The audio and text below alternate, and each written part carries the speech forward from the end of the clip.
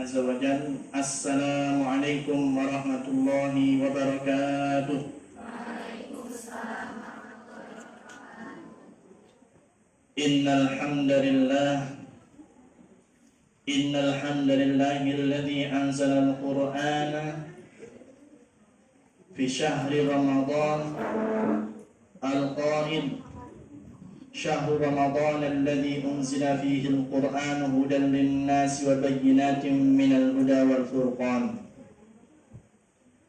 Wa salatullahi wa salamuhu ala rasulihil karim wa ala alihi wa ashabihi wa man ihtada bi hudahu ila yaumiddin. Al-qa'id man shama Ramadana imanan wa ihtisaban ghufira lahu ma taqaddama min dhanbi. Allahumma salli wa sallim wa barik ala habibina wa syafi'ina Muhammad sallallahu alaihi wasallam wa ala alihi wa ashabihi wa man ihtada bi hudahu ila yaumiddin. Amma ba'du. Para ustazah serta santriwati Pondok Pesantren Markazul Quran yang pada sore hari ini, subhanallah, hari yang keberapa ini soalnya? Hari kedua. Masih pada cemerlang, masih pada luar biasa. Harapan kita mudah-mudahan anak sekalian, ibadah saum kita di hari kemarin dan di hari ini diterima oleh Allah Subhanahu wa ta'ala. Dan tentunya puasa yang kita jalani ini bukan sekedar puasa menahan diri dari lapar dan dahaga semata, sebagaimana yang diwanti-wanti oleh Rasul sallallahu alaihi wasallam dalam hadis sahihnya, dihafalkan dan dicatat baik-baik. Rubba sha'imin laisa lahu min siyamihi illa al-ju' wal 'atash. Sungguh betapa banyaknya orang yang berpuasa, tiada yang ia dapatkan dari puasanya kecuali hanya menahan lapar dan dahaga. Artinya tidak mendapatkan pahala dari saumnya, tidak mendapatkan dampak ataupun efek daripada puasanya. Yang mana ibadah puasa ini sebagaimana Allah Subhanahu wa ta'ala firmankan dalam Al-Qur'an, antum semua pada hafal di Al-Baqarah ayat 183. Sudah pada hafal? Siapa yang sudah hafal? Ya ayyuhalladzina amanu kutiba alaikumus siyamu kama kutiba alal ladzina min qablikum la'allakum tattaqun. Diwajibkan ke atas kalian berpuasa sebagaimana telah diwajibkan kepada umat-umat terdahulu berpuasa, dengan esensi, dengan kepentingan la'allakum tattaqun, supaya kalian bertakwa. Jadi tujuan atau salah satu daripada fadilah berpuasa adalah untuk mencapai apa? Derajat takwa. Sahabat Ali bin Abi Thalib radhiyallahu taala anhu, beliau menafsirkan takwa, at-taqwa al-khawfu minal jalil. Apa takwa itu? Al-khawfu minal jalil wal 'amalu bima fi tanzil wal isti'dadu li yaumir rahil. Cakep banget ini ungkapan. Ada yang bisa ulangi? Di kantong ada berapa nih? Ada yang bisa ulangi? Apa kata Sayyidina Ali? At-taqwa al-khawfu minal jalil wal 'amalu bima fi tanzil wal isti'dadu li yaumir rahim. Ada yang bisa ulangi lagi? Ini di kantong ada berapa ya?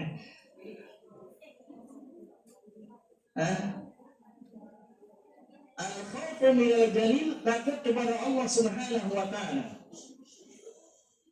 Jadi ketika kita berpuasa ini bukan sekedar ketakutan teman, ya.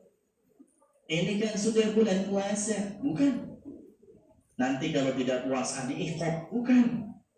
Tapi salah satu pendorong utamanya adalah takut kepada Allah Subhanahu wa ta'ala. Jadi ketika kita beribadah, salah satu pendorong ibadah itu ada 3. Pertama al-khawf, yang kedua adalah roja. Roja itu berharap pahala dari sisi Allah. Khawf itu takut, yang kedua roja. Dan kita di antara khawf dan roja. Nanti akan kita jelaskan. Al-khawfu minal jalil wal amalu bima fi tanzil, dan beramal sesuai dengan apa yang telah Allah turunkan dalam Al-Quran. Baginda Rasulullah SAW bersabda di akhir hayatnya, ketika itu beliau sedang menunaikan ibadah haji. Haji apa namanya? Hajatul Wada. Seumur hidup beliau menunaikan ibadah haji dalam Islam hanya sekali. Tahun berapa Hijriah? Tahun berapa Hijriah? Tahun 11 atau tahun 12? Tahun berapa? Tahun berapa Hijriah? Tahun 11 Hijriah dulu sudah wafat, yaitu tahun 10 Hijriah. Di antara penggalan daripada khutbah beliau, taraktu fikum amrayni lan tadillu ma tamassaktum bihima, kitabullah wa sunnati.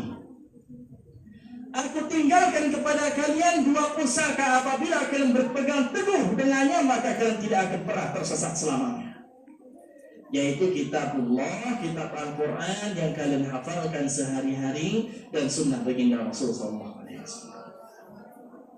Jadi ketika kita beramal soleh, bukan gimana selera, bukan gimana adat kebiasaan kita, tapi harus sesuai dengan tuntunan Allah dan Rasulullah Sallallahu Alaihi Wasallam.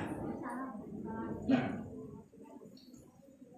wal amalu bima fi tanzil wal isti'dadu li yaumir rahil, dan persiapan untuk hari kepergian yang panjang, yaitu habum akhirat. Ustaz, apakah kita saat ini sedang dalam perjalanan? Iya. Rasul Sallallahu Alaihi Wasallam menyampaikan apa? Kun fid dunya ka'annaka 'abiru sabilin. Jadilah kalian orang yang hidup di dunia ini merasa seolah-olah kalian ini hanya nyebrang jalanan, hanya melintas jalanan begitu aja. Kun fid dunya ghariban aw 'abiru sabilin. Jadilah orang di dunia ini adalah kamu merasa bahwa kamu adalah orang asing, sebentar lagi kamu akan pergi. Kira-kira nih, rumah kamu di mana asalnya? Depok. Ini Jakarta, itu Tangerang. Kira-kira antum di markas Al-Quran seumur hidup selama-lamanya atau cuma beberapa saat? Beberapa saat, betul? Jadi kamu hidup di dunia pun merasakan demikian. Cuma sesaat saja, cuma beberapa saat. Setelah itu kamu akan meninggalkan pergi dunia ini. Kun fid dunya ghariban. Jadilah engkau merasa di dunia ini cuma orang asing yang sebentar lagi akan meninggalkan. Aw 'abiru sabilin, atau hanya cuma lewat lintas begitu aja. Jadi nggak lama-lama di dunia ini. Jangan dinikmati, hanya di jalan. Baik. Nah maka berbahagialah tubalil ghuraba, maka berbahagialah orang-orang yang bisa merasa dirinya asing sehingga sebaik-baik mungkin untuk mempersiapkan bekal perjalanan yang panjang. Maka Sayyidina Ali mengatakan wal istidadul yaumir rahim, dan pinter-pinter untuk mencari bekal, mencari perbekalan untuk menuju perjalanan yang panjang, perjalanan yang tiada putusnya, yaitu kampung akhirat. Anak-anak sekalian yang semoga yang dirahmati oleh Allah Subhanahu wa Ta'ala. Hari ini kita berada di hari kedua daripada bulan Ramadan tahun 1444 Hijriah. Nah maka Ramadan ini jadikanlah momentum, jadikan sebuah madrasah yang akan menggembleng akhlak kita. Apakah akhlak kita akan semakin baik?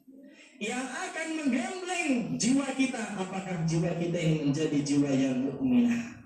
Apakah nafsu kita ini nafsu yang bisa tunduk dan patuh dengan firman Allah, tunduk dan patuh kepada tuntunan sunnah-sunnah Rasulullah, atau masih liar jiwa-jiwa kita ini? Ataukah nafsu-nafsu kita ini masih liar sehingga tidak bisa tunduk, sedangkan Rasul sallallahu alaihi wasallam mewanti-wanti,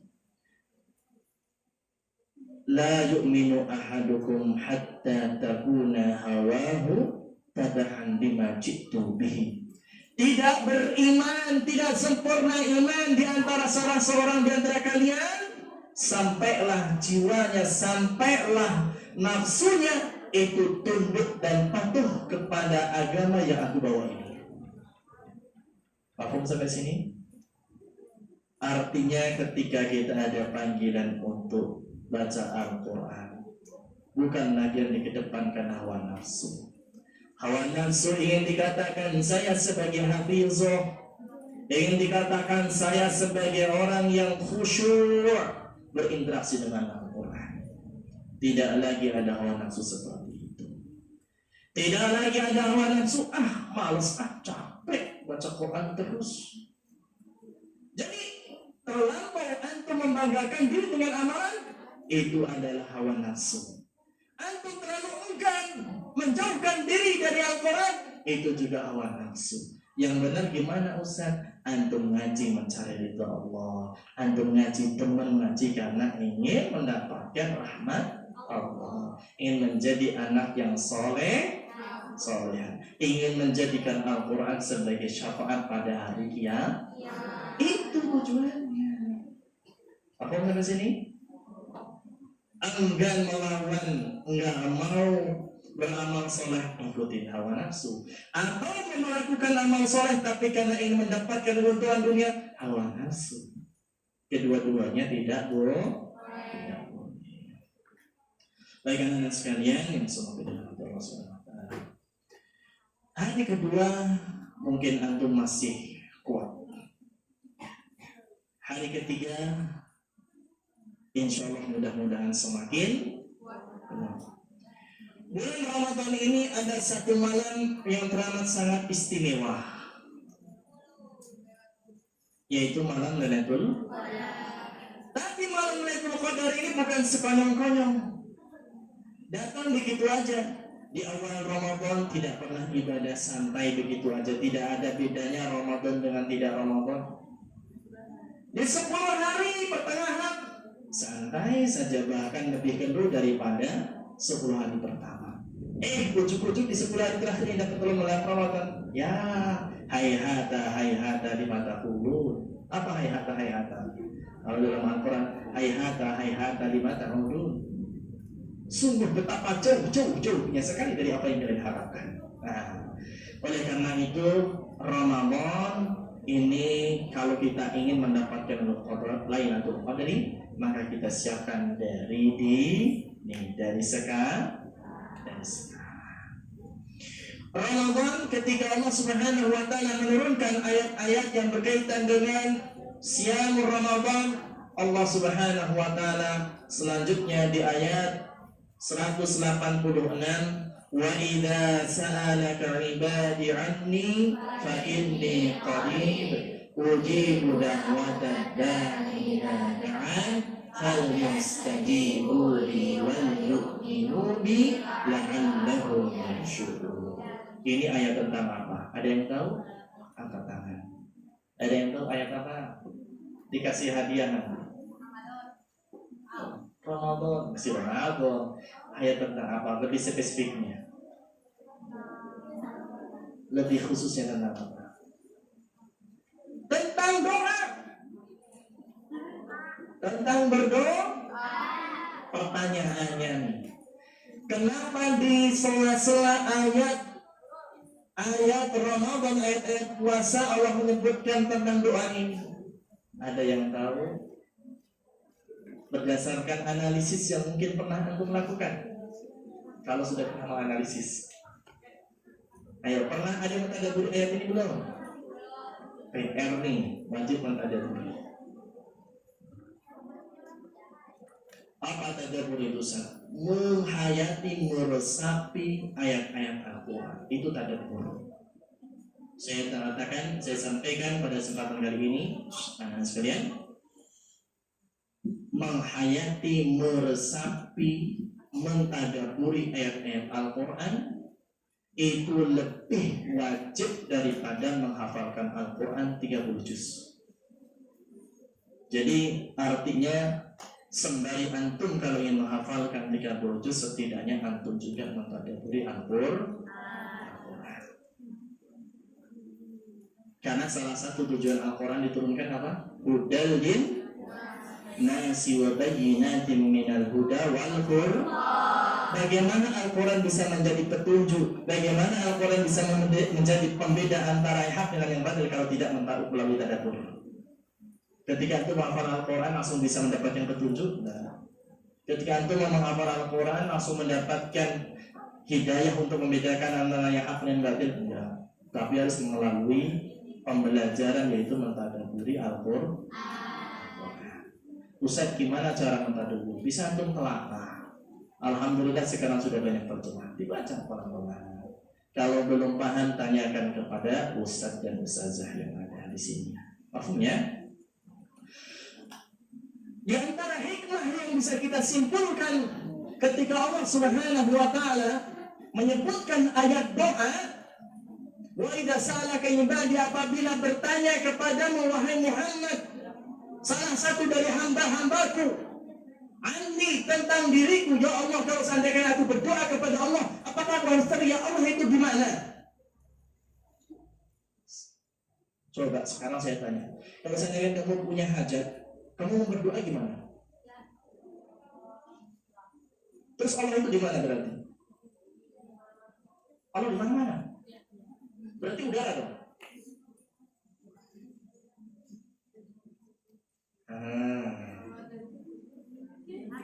Ini salah dikit jadi keliru nanti.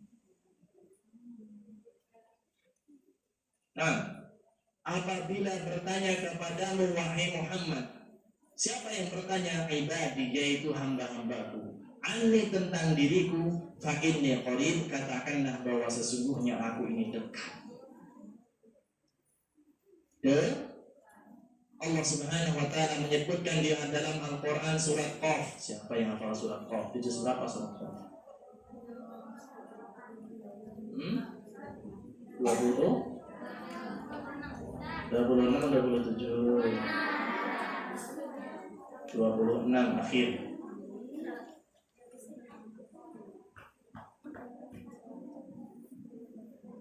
Nah,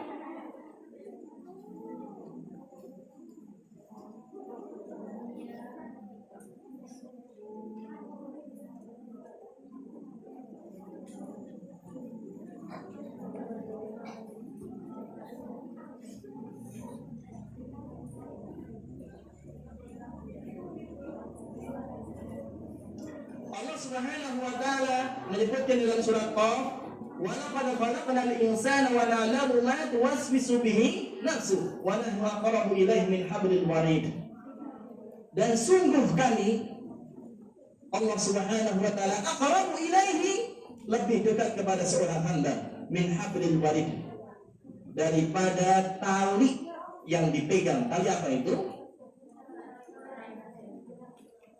Urat leher, tali, bukan tali di sini. Hablil warid, yaitu urat leher. Artinya Allah itu lebih dekat kepada diri kita daripada urat leher. Ya Allah, gimana ceritanya? Artinya Allah itu membersamai kita. Maka di sini Allah mengatakan fa ini qarib. Ma'iyatullah yang membersamai seorang hamba. Ujibu da'watad da'i idza da'an, aku mengabulkan doa permohonan hambaku idza da'ani, apabila ia memohon kepadaku. Falyastajibu li wal yu'minu bi, maka sungguh sekiranya mereka mengikuti petunjukku ini, yaitu memohon berdoa kepada Allah, wal yu'minu bi, dan yakin kepadaku, kepada apa yang aku turunkan kepada Rasulku. Jadi ketika kita berdoa itu harus yakin. La'allahum yarshurun, supaya mereka mendapatkan petunjuk. Pertanyaannya, Ustaz, kalau seandainya Ramadan ini erat kaitannya dengan doa, kapan waktu mustajab untuk berdoa? Satu, sebelum berbuka. Terus ada lagi? Antara azan dan iqamah. Terus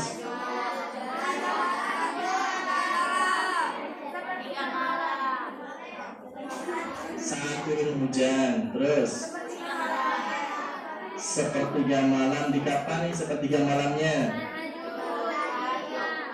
Di waktu sahur. Terus setelah sholat subuh. Betul. Allahu Akbar. Yang kalian sebutkan betul. Tinggal pertanyaan, sudah pada doa belum? Pinter, sore-sorehan. Sore. Nah, maka ini hari Jumat, ba'da asar, sebelum maghrib di bulan Ramadan, menjelang berbuka, komplit semuanya jadi satu. Yakin dah doa antum dikabulkan? Ini saat terindah, saat mustajab bagi antum untuk berdoa, meminta kepada Allah kebaikan dunia dan akhirat untuk diri kalian sendiri, untuk kedua orang tua, untuk saudara-saudara, untuk guru-guru kalian, untuk teman-teman kalian, untuk kaum muslimin dan muslimat yang ada di seluruh dunia. Doa, minta ke Allah. Ustaz, saya seringkali berdoa tidak dikabulkan. Saya kasih tahu anda sekalian, doa seorang mukmin itu pasti dikabulkan oleh Allah malam yakun ithman wala qadar rahim, selagi tidak mengandung dosa dan tidak memutuskan silaturahim, pasti doa itu dikabulkan dengan salah satu dari 3 perkara. Yang pertama, dikabulkan apa yang diminta. Diminta saya ingin juara 1 di kelas, Allah kasih. Aku ingin nilainya 90 semua, Allah kasih. Aku ingin selesai ziyadah di bulan Oktober, Allah kasih. Itu Allah beri apa yang diminta. Yang kedua, Allah hindarkan dia dari keburukan yang mungkin menimpa. Suatu ketika di jalan raya kalian sedang jalan, tiba-tiba ada motor ngebut, kalian selamat. Kenapa? Nggak jadi ketabrak motor, lantaran sandal jepitnya putus sehingga kepleset ke kiri, motornya ke kanan. Aman toh? Selamatkan itu. Malam-malam dari musola, dikirain kucing, ternyata bukan kucing, hampir keinjak.